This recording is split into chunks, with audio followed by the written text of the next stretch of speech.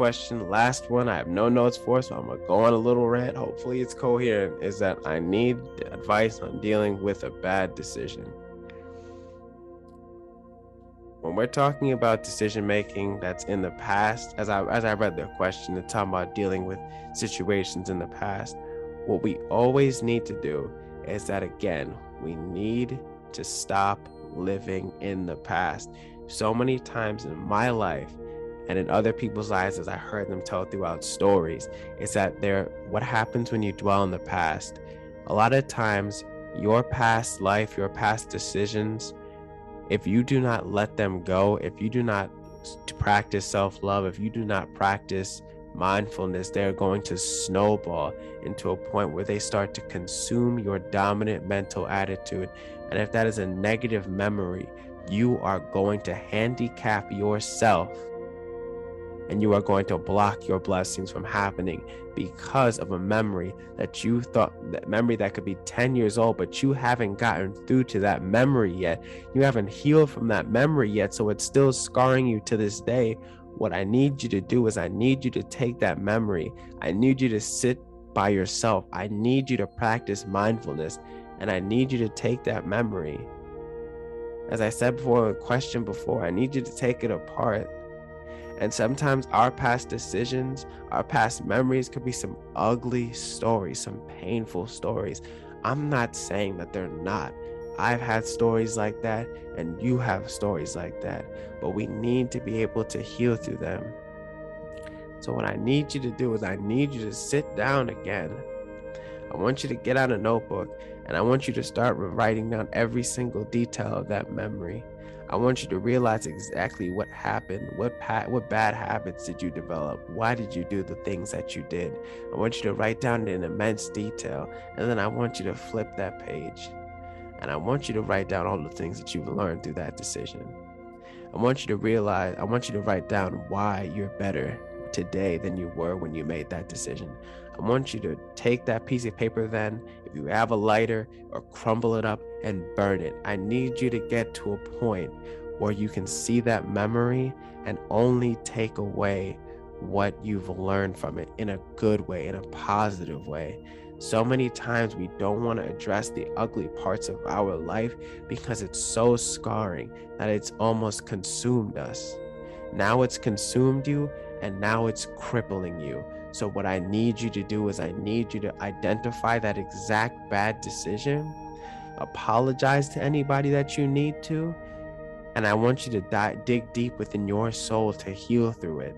Again, these are painful memories. These are scarring memories. I'm not saying that they're not.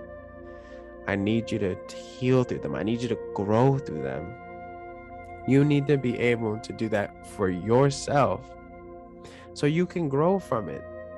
So that way, when somebody has a situation like the exact same situation as you can now share your experience because you've healed through it, and you can say exactly why you got stronger from it, and you can share them the same thing that I'm telling you on how they can deal with their own bad memories.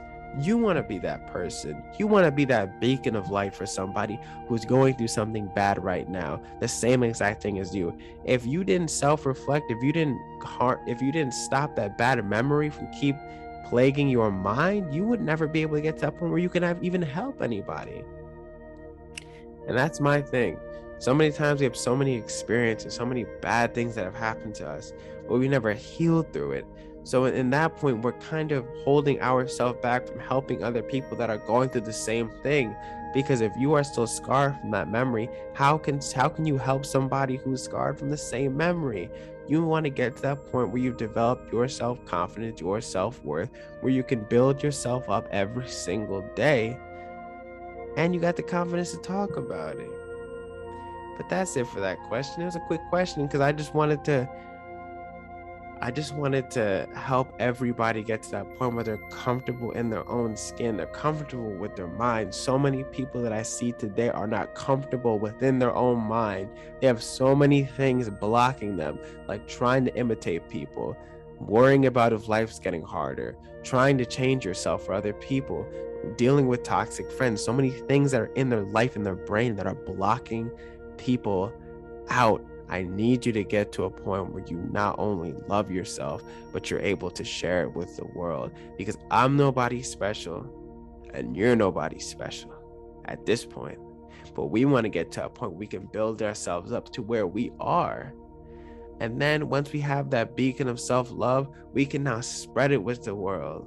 We can now share our experience with the world. We can help other people to save this planet. We're not going to be able to do it single-handedly. We need a collective consciousness around a group of people that we can change the world together. But we all need to practice the simplest things in life. You don't need to go to college for it. You do not need to read a textbook about it.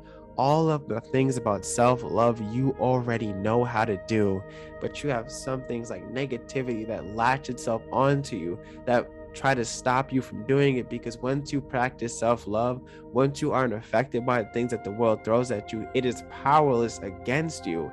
They need your energy. They need your power. You need to get to a point where you can stand up to life and realize your true potential. If you do not get to that point, you cannot get to that point in life if you don't start. But you need to start today. It's going to be hard. It's going to be complicated, but you need to start today.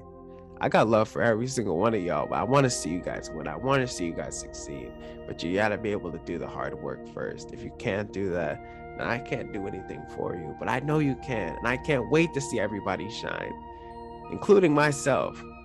But I hope everybody's doing good. I hope everybody had a good week. I hope this podcast lifted you up in some sort of way, or gave you some sort of information.